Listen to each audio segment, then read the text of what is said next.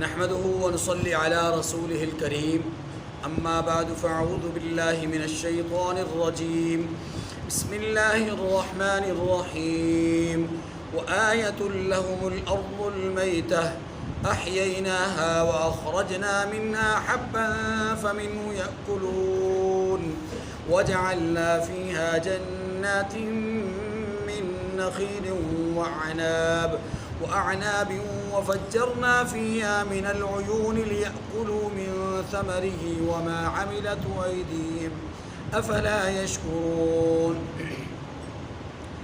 سبحان الذي خلق الأزواج كلها مما تنبت الأرض ومن أنفسهم ومما لا يعلمون وآية لهم الليل نسلخ منه النهار فإذا هم مظلمون والشمس تجري لمستقر لها ذلك تقدير العزيز العليم والقمر قدرناه منازل حتى عاد كالعرجون القديم لا الشمس ينبغي لها أن تدرك القمر ولا الليل سابق النهار وكل في فلك يسبحون وآية لهم أنا حملنا ذريتهم في الفلك المشحون وخلقنا لهم من مثله ما يركبون وإن نشأ نغرقهم فلا صريخ لهم ولا هم ينقذون إلا رحمة منا ومتاعا إلى حين وإذا قيل لهم اتقوا ما بين أيديكم وما خلفكم لعلكم ترحمون وما تأتيهم من آية من آيات ربهم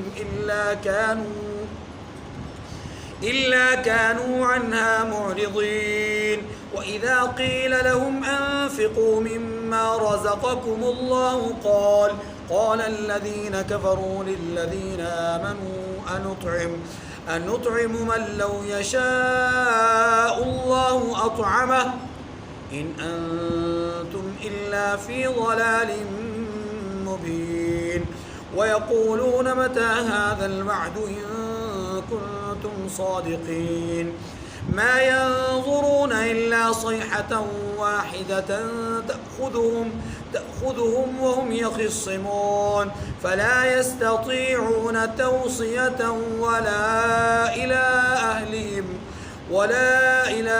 أهلهم يرجعون صدق الله العظيم. سورہ یاسین کی آیت نمبر 33 سے آیت نمبر 50 تک 17 آیات کریمہ کی تلاوت ہوئی. ان آیات کریمہ میں اللہ ذوالجلال نے 5 طرح کی نشانیوں کو بیان فرمایا. نمبر 1 زمین کی رویدگی. نمبر 2 جوڑوں میں پیئر میں چیزوں کو تقسیم کرنا. نمبر 3 دن اور رات کا نظام. نمبر 4 سورج اور چاند کا نظام. اور نمبر 5 کشتی کے عظیم المرتبت یا کشتی کے عجیب و غریب قسم کے نظام کو یا اس میں اپنی قدرت کو اللہ تبارک و تعالی نے بیان کیا. ان 5 طرح کی نشانیوں میں جو پہلی نشانی ہے وہ اللہ رب العزت نے زمین کی رویدگی کو بیان کیا ہے. اب ایک بار اس سورہ مبارکہ کے مرکزی عنوان کو ذہن میں تازہ کر لیجئے. مرکزی عنوان ہے دفاع رسالت صلی اللہ علیہ وسلم. اس رسالت کے منصب کا دفاع کرتے ہوئے اللہ رب العزت نے ان آیات کریمہ میں توحید کے حوالے سے 5 دلائل بیان کیے ہیں اور یہی دلائل بغور ان کو پڑھا جائے تو قیامت کے بھی ہیں اور رسول صلی اللہ علیہ وسلم کی نبوت اور رسالت کے بھی ہیں. میں بھی آگے چل کر کے عرض کروں گا. توحید کے یہ 5 دلائل، ان میں سے پہلی دلیل فرمایا وَآیَةٌ لَهُمُ الْأَرْضُ الْمَيْتَةُ. ترجمہ دیکھ لیجئے. فرمایا اور ایک نشانی مردہ زمین ہے کہ احییناها واخرجنا منها حبا فمنه یاکلون، کہ ہم نے اس کو زندہ کیا اور اس میں سے اناج اگایا، پھر یہ اس میں سے کھاتے ہیں۔ وجعلنا فيها جنات من نخیل واعناب وفجرنا فيها من العیون، اور اس میں کھجوروں اور انگوروں کے باغ پیدا کیے اور اس میں چشمے جاری کر دیے زمین میں، لِيَأْكُلُوا مِن ثَمَرِهِ، تاکہ یہ ان کے پھل کھائیں، وَمَا عَمِلَتْهُ أَيْدِيهِمْ، اور یہ ان کے ہاتھوں نے تو ان کو نہیں بنایا، أَفَلَا يَشْكُرُونَ، پھر یہ شکر کیوں نہیں کرتے۔ پہلی بات زمین کی رویدگی، دیکھیے آسمان سے اللہ بارش برساتے ہیں، اس بارش کی برکت سے اللہ زمین کو مردہ حالت سے زندگی بخشتے ہیں۔ یہ زمین جو خشک ہو چکی ہوتی ہے، اللہ اس کو جو ہے وہ زندگی بخشتے ہیں، اس کے اندر رویدگی پیدا ہوتی ہے، پھر انسان اس میں اپنی طرف سے بیج ڈالتے ہیں اور اللہ اس بیج کو اپنی قدرت کاملہ سے ایک دانے کے بدلے میں کئی دانے اللہ نصیب فرماتے ہیں۔ لیکن یہاں کسی کے ذہن میں یہ بات آ بھی سکتی ہے کہ جناب دیکھیے بیج تو انسان نے ہی ڈالا نا، اسی لیے تو پیدائش جو وہ اناج پیدا ہوا۔ تو جواب یہ ہے کہ بیج تو انسان نے ڈال دیا، اس بیج کو، اس دانے کو اندر زمین میں لے جا کر کے اس کو پھاڑنے والا کون، اور اس کمزور ترین دانے کو، خشک زمین کو پھاڑ کر کے باہر نکالنے والا کون، اور اس دانے سے کمزور ترین کومپل اٹھا کر کے، ہری سی پتی اٹھا کر کے زمین سے باہر نکالنے والا کون، اللہ۔ چلیے اس کو بھی چھوڑ دیجئے، اگر آپ یہاں بیج کی بات کریں گے بھی تو آپ ان بوٹیوں کے حوالے سے، ان جھاڑیوں کے حوالے سے، ان خود رو پودوں کے حوالے سے، خود رو درختوں کے حوالے سے کیا کہیں گے، جن کو انسان نہیں اگاتا، جن کو انسان نہیں لگاتا، جن کی جو ہے وہ افزائش کے لیے انسان محنت نہیں کرتا، کیا اللہ اپنی قدرت سے وہاں درختوں کو پیدا نہیں کرتے؟ ان بڑے بڑے درختوں کو کون پیدا کر رہا ہے؟ اگر یہ چھوٹا سا پودا اناج کا اگر آپ کے پھینکے ہوئے بیج سے پیدا ہوا تو اتنے بڑے درخت کو اس کا بیج کس نے پھینکا؟ معلوم یہ ہوا کہ اللہ اس بات کا محتاج نہیں، یہ مجھے آپ کو صرف اس کام پہ لگا دیا ہے، کسی کو زمین کا مالک بنا دیا تو کسی کو کسان بنا دیا، یہ اس کی قدرت ہے، کارہائے قدرت میں اس نے ان چیزوں کو ایک مشغلے کے طور پہ رکھا ہوا ہے، باقی اللہ اپنے نظام کو اپنے اختیار سے چلاتے ہیں۔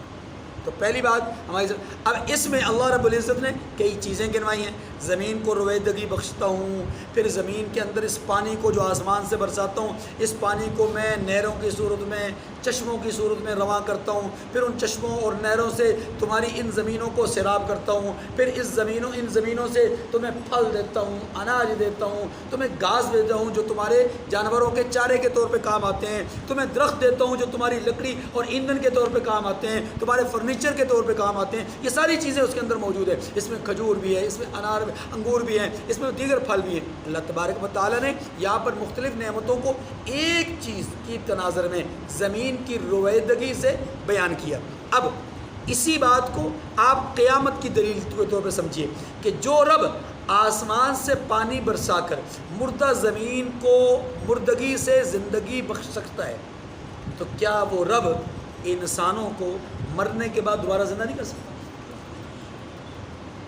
اس کو ایک اور انداز میں بات اس کو سمجھیے، اللہ رب العزت نے جس طرح آسمان سے بارش کا نظام رکھا ہے کہ بارش برستی ہے، زمین 3 حصوں میں ہوتی ہے، ایک حصہ زمین کا وہ ہوتا ہے جو اس پانی کو اپنے اندر جذب کرتا ہے، اور جذب کرنے کے بعد وہ حصہ اب اس پانی کی برکات اور اثرات کو ظاہر کرتا ہے۔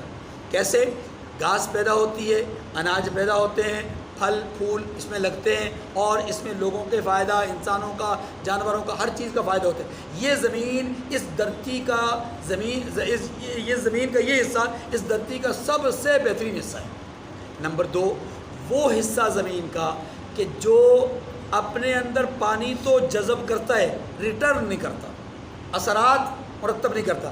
یہ زمین کا شوریدہ حصہ ہوتا ہے, سخت حصہ ہوتا ہے, پانی کو جذب تو کر لیتا ہے, پتھریلا حصہ ہوتا ہے, پانی کو اندر جذب تو کر لیتا ہے, لیکن یہ آگے اثرات منتقل نہیں کرتا. یہ زمین کا وہ حصہ ہے جو دوسرے نمبر پر ہے. نمبر 3, زمین کا وہ حصہ جو اپنے اندر پانی کو جذب نہیں کرتا, بلکہ پانی اس کے اوپر کھڑا رہتا ہے, اور پانی اس کے اوپر کھڑا رہنے کی وجہ سے اس کے اندر مچھر پیدا ہوتا ہے, اس کے اندر گندگی پیدا ہوتی ہے, بدبو پیدا ہوتی ہے, اس کے اندر ایسی بوٹیاں پیدا ہوتی ہیں جو انسانوں کے لیے, جانوروں کے لیے کیا ہوتی ہیں, نقصان دہ ہوتی ہیں. اب اللہ رب العزت اس ایک آیت کریمہ کے ذریعے سے منصب رسالت کو سمجھا رہے ہیں کہ رسول آفاقی نظام لے کر کے, رسول رب ذوالجلال کا نظام لے کر کے سب کے پاس یکساں آتے ہیں. جیسے بارش یکساں برستی ہے, لیکن آگے زمین کے 3 طرح کے حصے ہیں, ایسے ہی انسانوں کے بھی 3 طرح کے گروہ ہیں. ایک گروہ وہ ہے کہ جو رسول کی بات کو قبول کرتا ہے, ایمان قبول کرتا ہے, بات کو قبول کرتا ہے, اور نہ صرف یہ کہ خود قبول کرتا ہے بلکہ دوسروں کو بھی وہ بات پہنچاتا ہے. بلغوا عنی ولو آیہ کے مصداق بن کر کے وہ دوسروں تک بھی دین کی بات کو پہنچاتا ہے, تبلیغ کرتا ہے. یہ انسانوں میں سب سے مفید ترین انسانوں کا گروہ ہے, خود بھی فائدہ اٹھائے, دوسروں کو بھی فائدہ. نمبر 2, وہ انسان کہ جو اس کو اپنے اندر لے جاتے ہیں, یعنی اپنے دل تک لے جاتے ہیں, قبول کر لیتے ہیں, لیکن اس کو آگے ظاہر نہیں کرتے اپنی عبادات کے ذریعے سے, اپنے معاملات کے ذریعے سے, اپنے اخلاقیات کے ذریعے سے. یہ وہ لوگ ہیں کہ جن کے دل میں اس بات نے جا کر کے اثر تو کیا, لیکن انہوں نے اس اثر کو آگے منتقل نہیں کیا. یہ ہدایت کے اعتبار سے, درجے کے اعتبار سے دوسرے نمبر کے انسان ہیں. نمبر 3, وہ انسان کہ جو اس ہدایت کو قبول ہی نہیں کرتے. ان کے سامنے ہدایت کی بات آتی ہے, ان کے ایک کان سے داخل ہوتی ہے, دوسرے کان سے نکل جاتی ہے, سر تک پہنچتی ہے, دماغ تک نہیں جاتی, دماغ میں چلی جائے تو دل تک نہیں پہنچتی.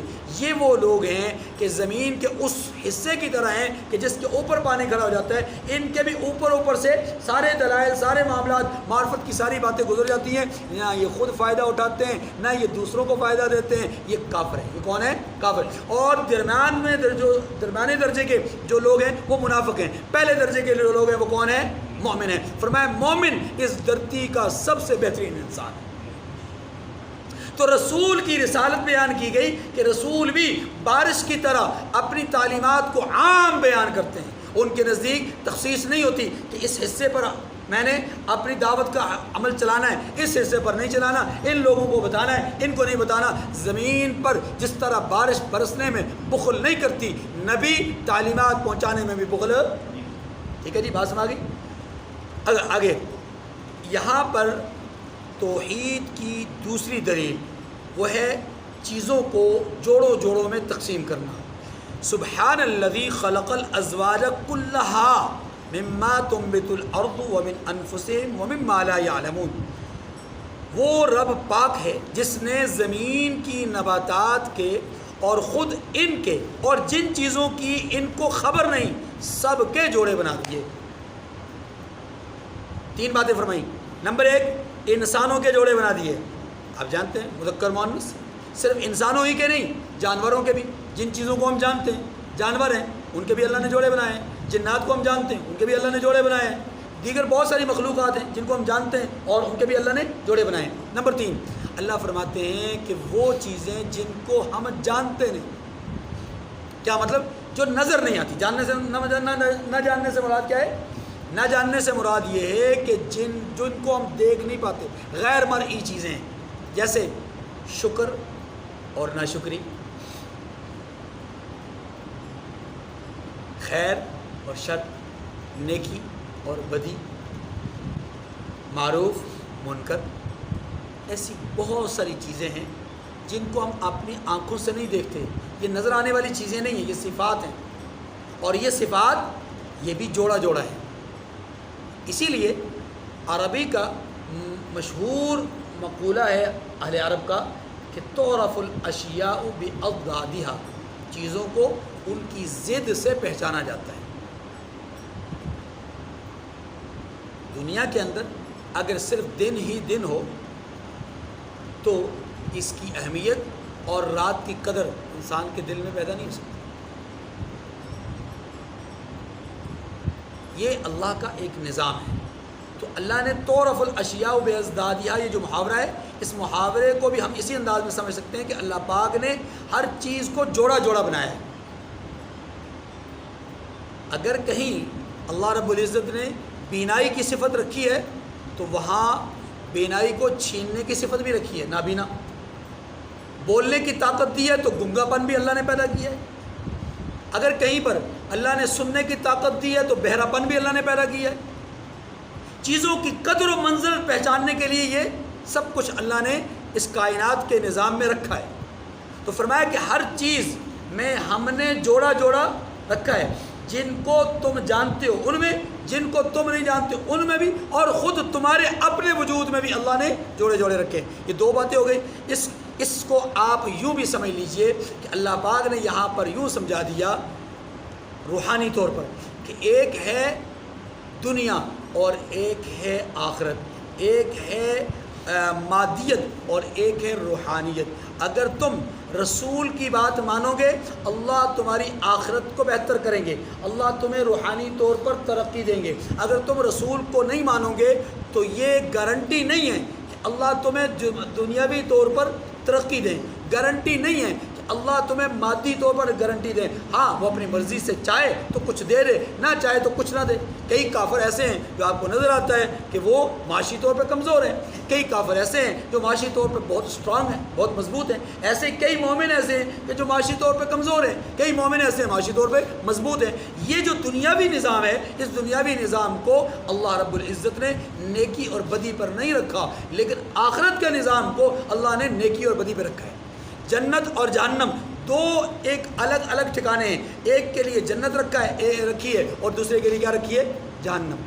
تو یہ جو جوڑوں کا جو سلسلہ ہے یہ روحانی اور دنیاوی اعتبار سے بھی آپ اس کو سمجھ سکتے ہیں. وَآيَةٌ لَهُمُ اللَّيْلُ نَسْلَخُ مِنْهُ النَّهَارَ فَإِذَا هُمْ مُظْلِمُونَ. یہاں اللہ رب العزت نے اپنی قدرت کی تیسری دلیل ارشاد فرمائی ہے، اور وہ کیا ہے؟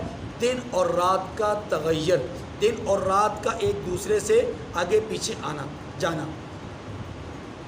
وَجَعَلْنَا اللَّيْلَ وَالنَّهَارَ خِلْفَةً لِمَنْ أَرَادَ. یہ اللہ رب العزت نے ایک دوسرے کے پیچھے لگا دیے ہیں. ایک جاتا ہے تو دوسرا آتا ہے، ایک جاتا ہے تو دوسرا آ جاتا ہے. یہ جو نظام ہے اللہ تعالیٰ نے اس کو بھی محض اپنی قدرت سے چلا رکھا ہے. آپ اگر نظام الاوقات کو دیکھیں تو نظام الاوقات میں آپ کو نظر آئے گا کہ آج 30 اگست کو غروب آفتاب جتنے بجے ہوا، آج سے 200 سال کے بعد تب بھی غروب آفتاب اسی وقت، اسی دن، اسی وقت ہوگا. یہ نظام کائنات ہے جس میں ذرہ برابر تغیر و تبدل نہیں ہے. جب تک اللہ نے اس نظام کو چلانا ہے تب تک یہ سارا کا سارا معاملہ اس کی قدرت کاملہ سے چل رہا ہے. یہ بھی اس کی وحدہ لا شریک ہونے کی دلیل ہے. اگر وہ ایک نہ ہوتا، ایک کے ساتھ دوسرا کوئی شریک ہوتا تو یہ نظام اس طرح چل ہی نہیں سکتا. خود خدا کہتے ہیں لَوْ كَانَ فِيهِمَا آلِهَةٌ إِلَّا اللَّهُ لَفَسَدَتَا. اگر اس زمین و آسمان میں ایک کے ساتھ دوسرا کوئی خدا ہوتا تو زمین و آسمان میں فساد برپا ہو جاتا. چوتھی دلیل فرمایا وَالشَّمْسُ تَجْرِي نَسْلَخُ مِنْهُ النَّهَارَ فَإِذَا هُمْ مُظْلِمُونَ. یہ ترجمہ رہ گیا. فرمایا اور ایک نشانی ان کے لیے رات ہے کہ اس میں سے ہم دن کو کھینچ لیتے ہیں تو اس وقت ان پر اندھیرا چھا جاتا ہے. کیا مطلب؟ مطلب یہ ہے کہ دن کے اجالے کو ختم کر کے ہم اچانک رات لے آتے ہیں. تو یہ رات ہماری طرف سے ایک دلیل ہے، ہماری قدرت کی ایک دلیل ہے. کہاں دن کا اجالا، روشنی، ہر طرف جو ہے وہ لائٹ ہی لائٹ. آپ دروازے بند کر دیں، ذرا سا بھی کہیں پر اگر کوئی مطلب کواڑ یا کوئی درز یا کوئی کہیں سوراخ ہو، اس ایک چھوٹے سے سوراخ سے اتنی زیادہ روشنی پھیل جائے گی. یہ کس کی قدرت ہے؟ اللہ کی. ہماری ساری لائٹیں، ہمارے سارے قمقمیں، ہماری ساری ٹارچ لائٹیں یہ اس ایک سورج کی ہلکی سی کرن کے سامنے بیکار ہو جاتی. لیکن پھر کیا ہے؟ اچانک وہ رب اس کی روشنی کو کھینچ لیتا ہے اور یہاں پر رات کے اندھیرے کو پھیلا دیتا ہے. رات کا اندھیرا پھر جاتا ہے.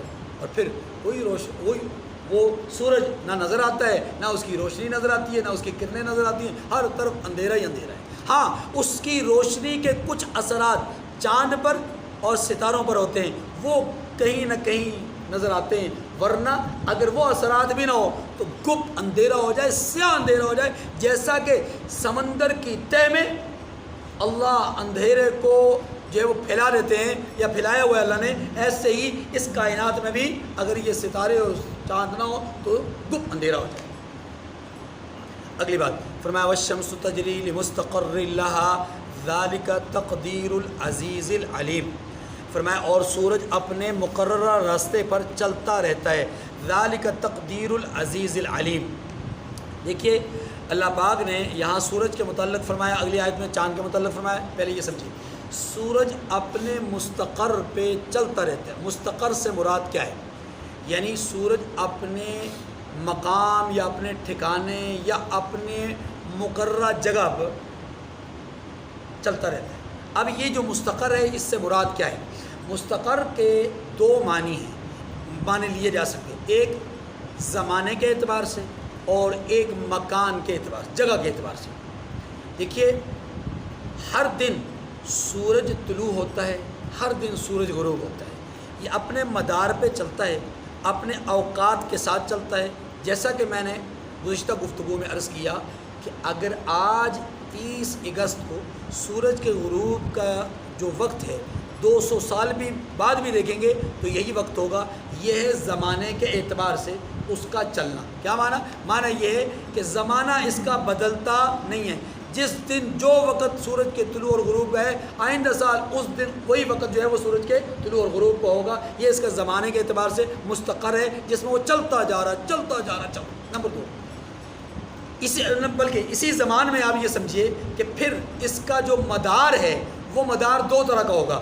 ایک مدار وہ ہے کہ جس کو ہم دن کے اعتبار سے دیکھتے ہیں، اور ایک مدار وہ ہے جو سال کے اعتبار سے 12 برجوں کو عبور کر کے جب یہ سورج 12 برج عبور کر لیتا ہے تو پھر ایک اور اس کا مستقر بنتا ہے، اور وہ ہے سال، جس کو ہم نظام شمسی کا شمسی سال کہتے ہیں۔ تو یہ جو شمسی سال ہے جو دسمبر کی 31 تاریخ کو ختم ہوتا ہے اور جنوری کی 1 تاریخ کو شروع ہوتا ہے، یہاں سے لے کر کے جنوری کی 1 سے لے کر کے دسمبر کی 31 تک یہ جو پورے سال کے 365 دن ہیں، یہ سارے کے سارے دن کیا ہے؟ اس نظام شمسی کے اندر ہے۔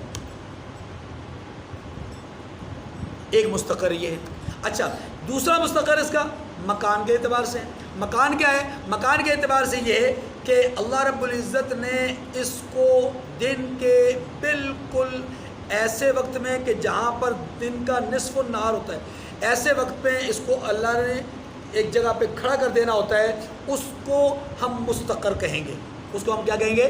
کہ یہ سورج اپنے مستقر کی طرف چلتا ہے، یعنی اس نصف النہار کے وقت ٹھہرنے کی طرف سورج چل رہا ہوتا ہے۔ نمبر 2، مستقر مکانی دوسرا یہ ہوگا کہ اللہ رب العزت نے اس کو غروب کی طرف چلانا ہوتا ہے، یہ غروب ہوتا ہے، یہ کیا ہوتا ہے؟ لیکن حضرت ابو ذر رضی اللہ تعالیٰ عنہ، ابو ذر غفاری رضی اللہ تعالیٰ عنہ کی ایک روایت ہے، کہتے ہیں کہ ایک روز سورج غروب ہوا، رحمت دو عالم صلی اللہ علیہ وسلم نے مجھ سے پوچھا، ابو ذر جانتے ہو کہ یہ سورج کہاں جاتا ہے؟ عرض کی کہ یا رسول اللہ نہیں جانتا، لا ادری، میں نہیں جانتا۔ ارشاد فرمایا کہ یہ سورج اللہ کے عرش عظیم کے نیچے جاتا ہے اور وہاں پہنچ کر کے سجدہ ریز ہوتا ہے، اور پھر رب ذوالجلال کی بارگاہ میں اجازت طلب کرتا ہے کہ پروردگار اجازت ہے واپس طلوع ہونے کی؟ اگر اللہ کی طرف سے اجازت ہوتی ہے تو طلوع ہوگا، اگر کسی دن اللہ کی طرف سے اجازت نہیں ہوگی تو طلوع نہیں ہوگا۔ حضور فرماتے ہیں روزانہ اجازت مانگتا ہے، روزانہ اس کو اجازت مل جاتی ہے، وہ اگلے دن اسی طرح طلوع ہوتا ہے، پھر آتا ہے سجدہ ریز ہوتا ہے، اجازت مانگتا ہے، پھر طلوع ہوتا ہے، پھر غروب ہوتا ہے، پھر اس طرح کا معاملہ۔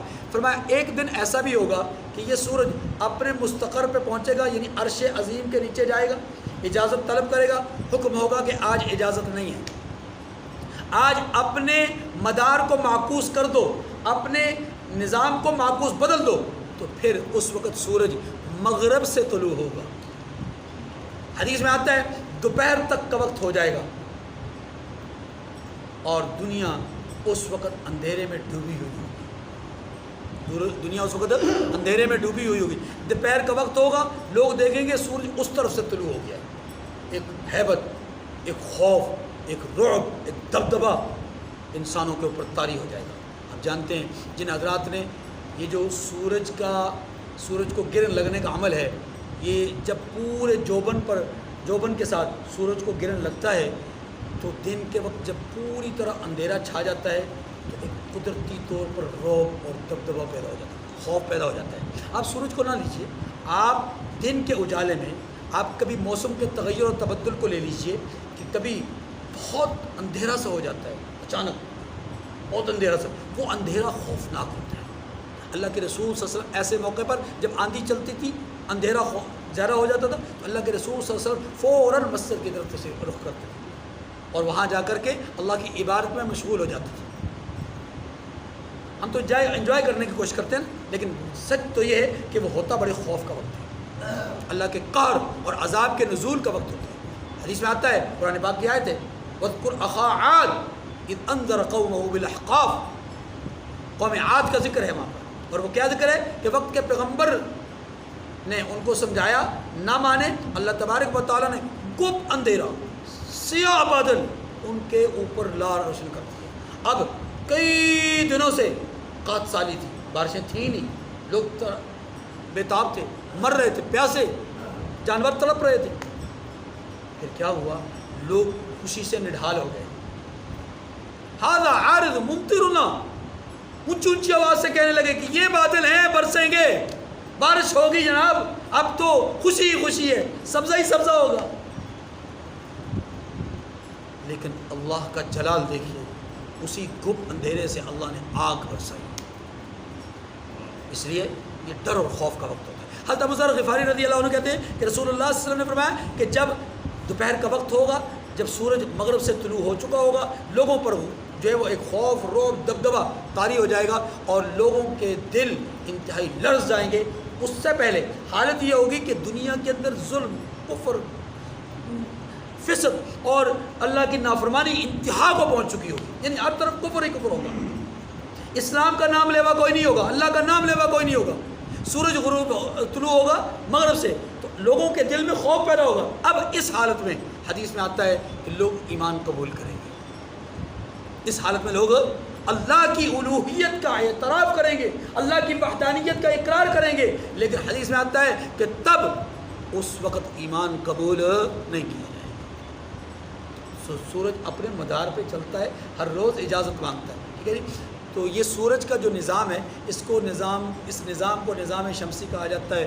یہ آسمان میں اللہ پاک نے ستاروں اور سیاروں کا ایک سلسلہ رکھا ہے، اربہا ارب، خربہا خرب اللہ نے ستارے رکھے، یہ چھوٹے چھوٹے ستارے، ہاں جی، اور ان کی اپنی کئی کہکشائیں ہیں، اور یہ کہکشائیں یوں سمجھیں ستاروں کی ایک پٹری ہے، ایک روڈ ہے، ایک لائن ہے جو آپ کو نظر آتی ہے، یہ لائن ہے ستاروں کی، اور وہ اتنی کثیر تعداد میں ہے کہ ہم گننا تو بہت دور کی بات ہے، ان کا اندازہ بھی نہیں لگا سکتے۔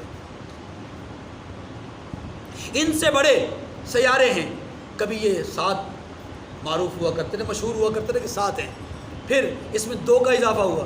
اب دنیا ترقی کرتے کرتے سائنس نے مزید اس میں جو ہے وہ ترقی کی اور معلومات میں اضافہ کرنے کے لیے انہوں نے کہا جناب سیارے اب 12 تک پہنچ گئے ہیں۔ سیارے کتنے پہنچ گئے ہیں؟ 12۔ اور دنیا میں ان تمام سیاروں میں سب سے قریب ترین سیارہ زمین کے وہ کون سا ہے؟ چاند، جو کہ زمین سے 2,40,000 میل کے فاصلے پر،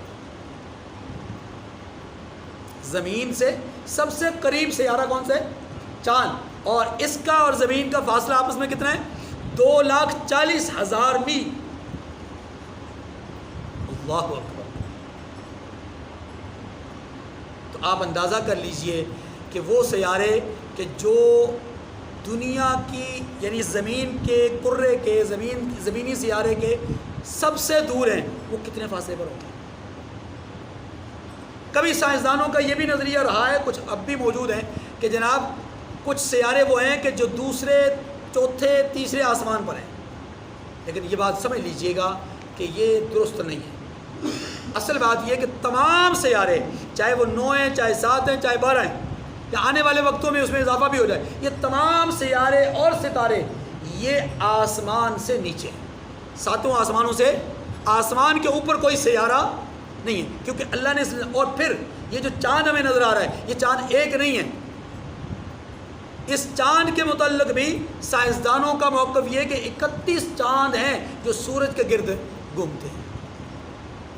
اللہ اکبر. چلیے والشمس تجری لمستقر لها ذلك تقدیر العزیز العلیم. اور سورج اپنے مقرر راستے پر چلتا رہتا ہے، یہ غالب اور دانا کا اندازہ ہے، یعنی اس کا مقرر کردہ فیصلہ ہے، اس کا طے کردہ اصول ہے. والقمر قدرناه منازل حتى عاد كالعرجون القدیم.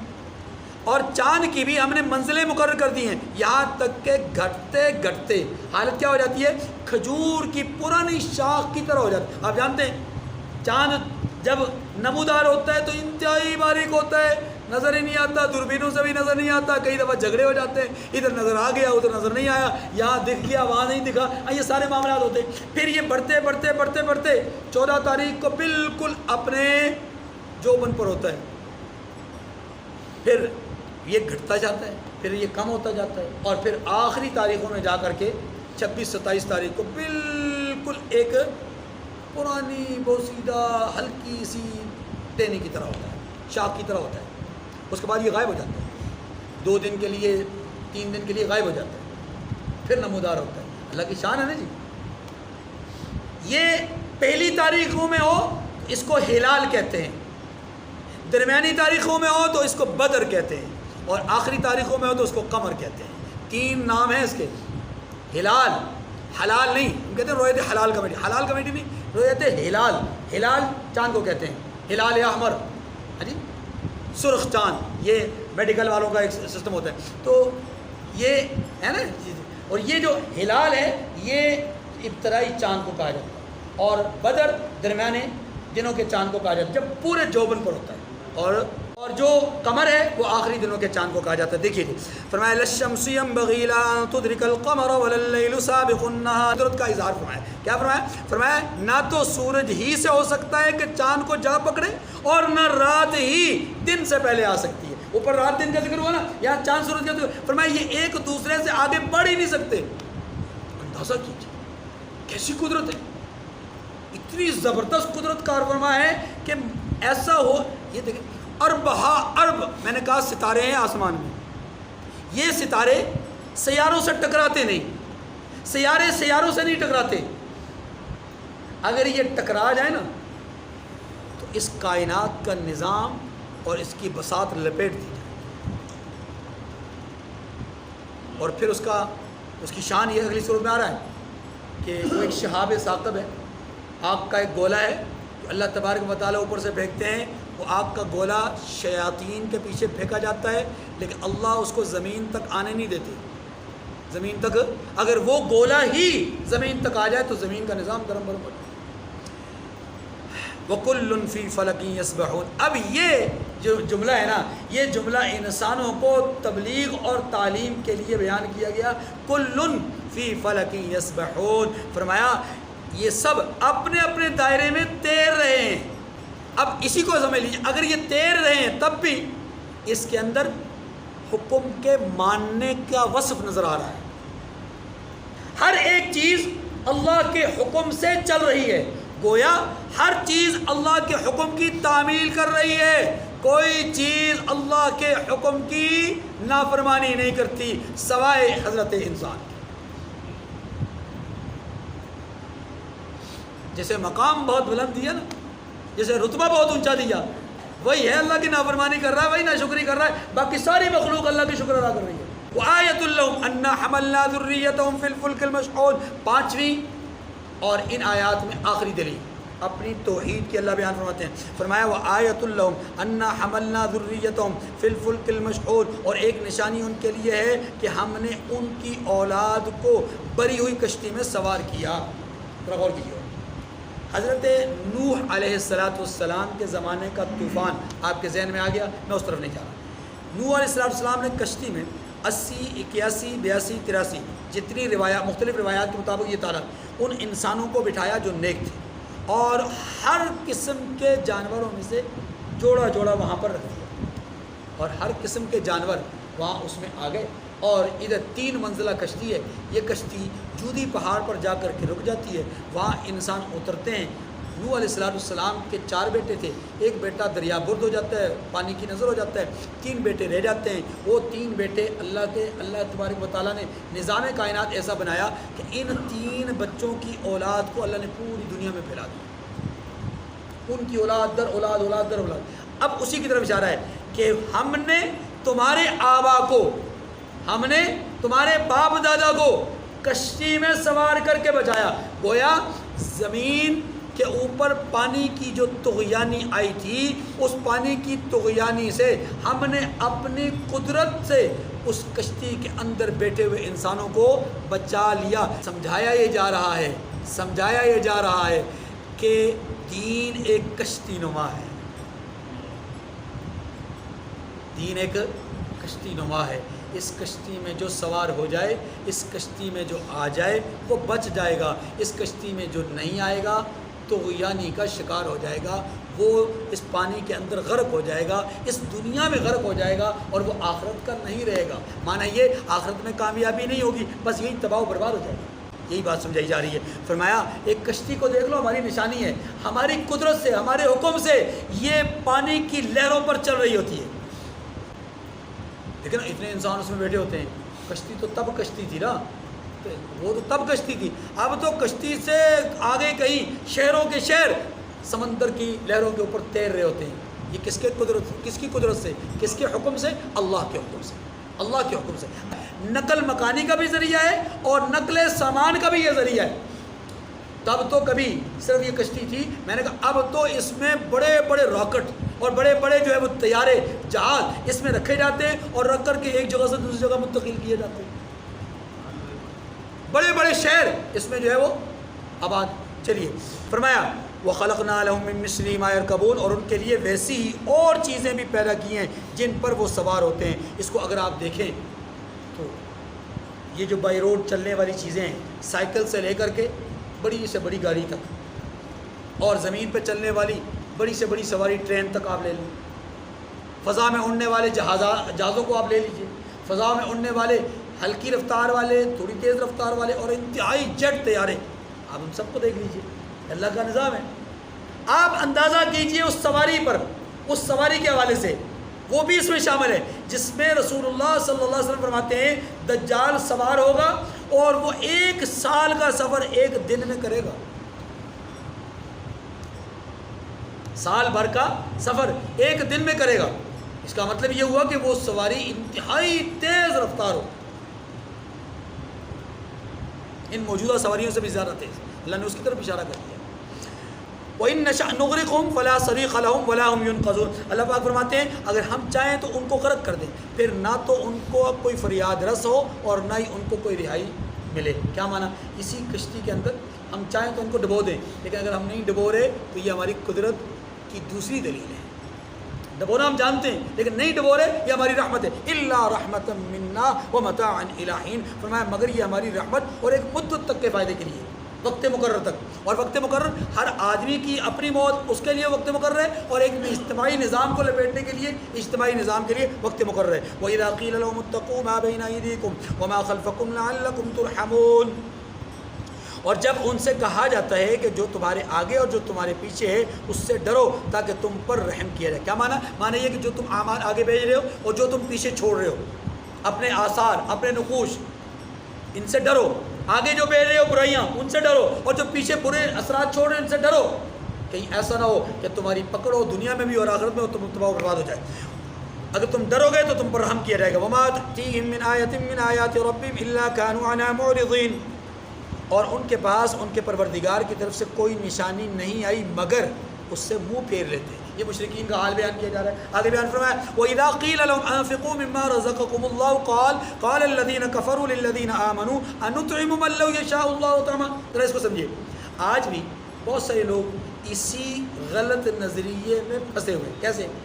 ان سے جب کہا جاتا ہے کہ مسجد کے لیے کوئی چندہ دو، مدرسے کے لیے کوئی تعاون کرو، یا رفائی ادارے کے لیے کوئی خدمت کے لیے، کسی غریب کو، کسی یتیم کو، کسی بیوہ کو کچھ دے دو، کیا جواب دیتے ہیں؟ اللہ نہیں دے سکتا۔ اچھا جی کیا اب ہم دیں گے؟ اور ایک طرف سے تو تم مولوی لوگ یہ کہتے ہو کہ جناب ہر چیز کو رزق پہنچانے والی ذات کون ہے؟ اللہ. دوسری طرف سے تم کہتے ہو کہ جناب فلاں کو رزق کے لیے کچھ پیسے دے دو. اگر اللہ یہ تو اللہ کیوں نہیں دیتا؟ یہ بات کہی ہے. یاد رکھیے یہ بات خلاف عقل ہے، خلاف فطرت ہے. کیوں؟ اس لیے کہ جو بات کر رہا ہوتا ہے وہ خود بھی پانی طلب کرتا ہے دوسرے سے، وہ خود بھی اپنے بچے کو کھلاتا ہے کہ نہیں کھلاؤں گا تو بھوکا مر جائے گا، وہ خود بھی اپنے بچوں کے پیٹ پالنے کے لیے محنت کرتا ہے کہ نہیں کروں گا تو مر جائیں گے. تو بھائی یہ بات کیوں کرتے ہو جب تمہیں بھی یہ اندازہ ہے کہ اس نظام کائنات کو چلانے والی ذات اللہ کی ذات ہے، تو پھر تم کیوں محنتیں کرتے ہو؟ معلوم یہ ہوا کہ تمہیں یہ پتہ ہے کہ نظام کائنات تو اللہ چلا رہے ہیں، لیکن اس نظام میں اللہ نے اسباب بنائے ہیں. یہ سارے کے سارے اسباب ہیں، اسباب کے ذریعے سے اللہ تعالیٰ ایک دوسرے کو پہنچاتے ہیں. دیکھیے جی، فرمایا کہ جب ان سے کہا جاتا ہے کہ جو رزق تمہیں اللہ نے دیا ہے اس میں سے خرچ کرو، تو کافر مومنوں سے ہی کہتے ہیں بھلا ہم ان لوگوں کو کھانا کھلائیں جن کو اگر اللہ چاہتا تو خود کھلا دیتا. اللہ فرماتے ہیں ان انتم الا فی ضلال مبین، تم تو صریح غلطی میں ہو، بڑی دور کی گمراہی میں پڑ گئے ہو، عجیب و غریب قسم کا تصور کر رہے ہو. وَيَقُولُونَ قیامت کی دلیل آگے وَيَقُولُونَ مَتَىٰ هَٰذَا الْوَعْدُ إِن كُنتُمْ صَادِقِينَ. یہ کافر دوسری بات یہ کرتے ہیں کہ اگر تم سچ کہتے ہو تو یہ وعدہ کس دن پورا ہوگا، کب پورا ہوگا؟ اللہ پاک جواب دیتے ہیں مَا يَنظُرُونَ إِلَّا صَيْحَةً وَاحِدَةً تَأْخُذُهُمْ وَهُمْ يَخِصِّمُونَ. یہاں صرف اتنا جواب دیا ہے، فرمایا کہ یہ تو ایک چنگاڑ کے منتظر ہیں جو ان کو اس حال میں کہ باہم جگڑتے ہوں گے آ پکڑے گی. یعنی ابھی یہ اختلاف کر رہے ہیں نا قیامت کب آئے گی، اسی اختلاف میں، اسی جھگڑے میں رہیں گے. اچانک ایک چنگاڑ آئے گی اور آ کر ان کو تباہ و برباد کر دے گی، پھر یہ ان کے پاس مہلت نہیں ہوگی. جیسا کہ پیچھے میں نے حدیث بیان کی کہ جب مغرب سے سورج طلوع ہوگا تو پھر ایمان قبول آگے فلا يستطيعون توصية ولا الى اهلهم يرجعون. پھر نہ تو وصیت کر سکیں گے اور نہ اپنے گھر والوں میں واپس جا سکیں گے. اللہ رب العزت مجھے اور آپ کو سمجھنے کی توفیق نصیب فرمائے. وآخر دعوانا ان الحمد للہ رب العالمین.